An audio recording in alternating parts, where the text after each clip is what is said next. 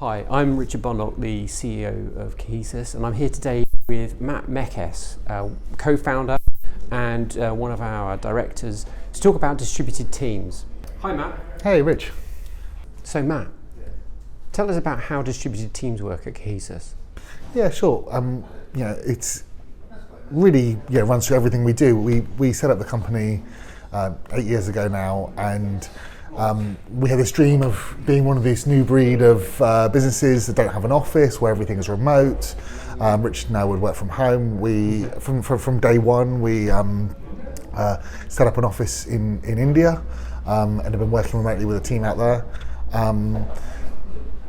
It took us about 18 months to realise we really did need some office space. There's always been part of the job that is a lot easier if you can get in a room together, scribble on the walls, play with post-it notes.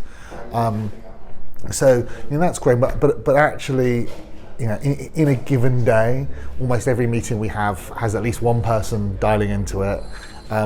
We're running projects with people on 3 or 4 locations across the UK, plus an offshore team. So being efficient about how we work in a distributed way is really important to our business. And what do you find works best? I think it really depends on the type of work that you do. In the early days, 8 years ago, when there was this a lot of hype around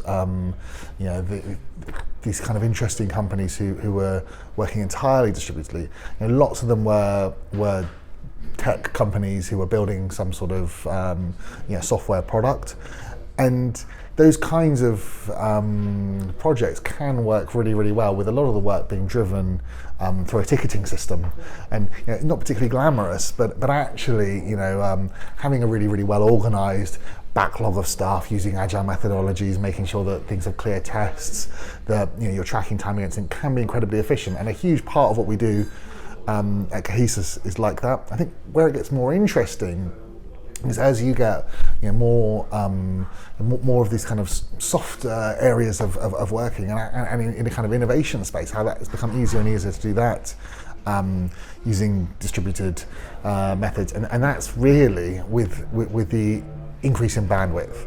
Lots of people say people think that they want to have to be co-located, but actually they just want really high bandwidth communication, and I think that's been a real game changer for us, and a big part of that is video. Yeah. I think people are really nervous about using video when they're having calls, but actually it's really, really important to have that human connection, to be able to gauge people's understanding when you're explaining complicated ideas to them, and people absolutely hate it, but it's something that we really insist on. If you're going to work from home, that's fine, but be a professional and make sure you're somewhere where you can turn your camera on. Yeah. And what doesn't work? I think that where we're still feeling most of the challenges, and there's some interesting tools out there to solve it, is where do you find those bits of serendipitous communication? Where do you have those water cooler moments where Steve Jobs was so passionate in his new design of his office that everyone was going to have to walk to the same toilet, so they'd bump into each other.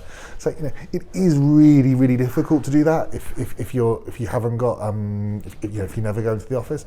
Because of that, we're still coming into the office, and most people spend at least a couple of days a week here. But when you really can't do it, there are more tools that are trying to answer this question. Have you got an example of some of those tools? Yeah, I think Sococo is a really fun product. It's kind of second life for business. It's got this kind of office metaphor where there is a physical, there's a floor plan of an office. You can go and plonk yourself in a room to go and work, and people who are in that room can see your camera, and you can chat. And actually, it allows you to just go and be in a space and collaborate. We're seeing a lot more businesses actually have social activity happening online. So seeing GitHub having coffee mornings where everyone goes and has a coffee and a chat.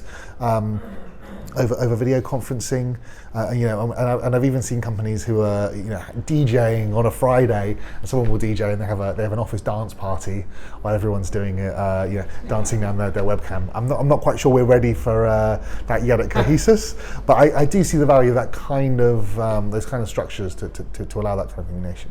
Any final tips at all?